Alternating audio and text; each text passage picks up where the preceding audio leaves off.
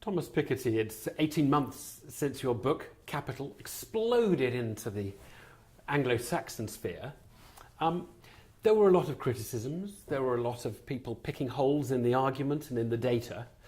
Where has the dust settled? Do you think the case you made in that book has survived? Oh, yes.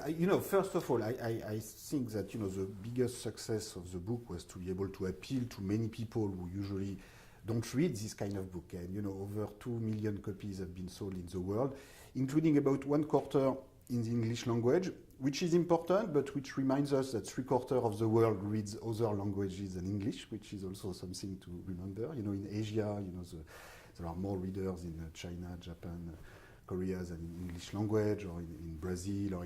So I think what this shows, and to me this is the most important outcome of the book, is that there is a strong demand throughout the world of some form of democratization of economic knowledge. So you have thousands of people all over the world who are not economists and who are tired to hear that this is too complicated for them. And they want to make their own opinion about public debt, about wealth, about income, about wages, about financial issues, because these are not technical issues. And I think this is what the book is offering, is a lot of historical material so that then people can make their own mind. So I have no problem with disagreement and controversy. That's perfectly logical. There's no way that we can all agree about the way to interpret the historical evidence that we have, which is imperfect evidence.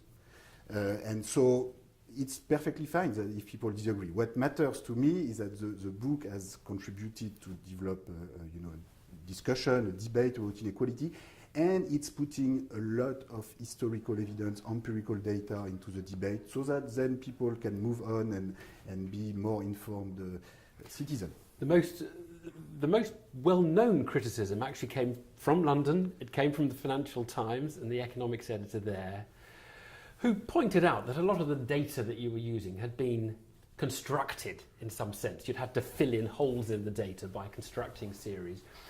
Do you think you survived that criticism, or was there anything in it that you think was valid?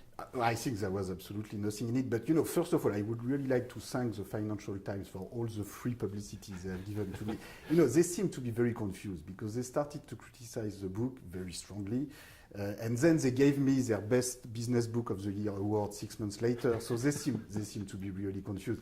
What's important to remember from this is that, of course, our ability to measure wealth and wealth inequality is very imperfect. In particular, because there's a lack of financial transparency in the world, a lack of automatic transmission of information about cross-border financial assets, so that yes, we don't have perfect data, and we are very clear about this. If you go to the World Wealth and Income database that we put online, new countries every day, we are very clear about all the limitations of the data.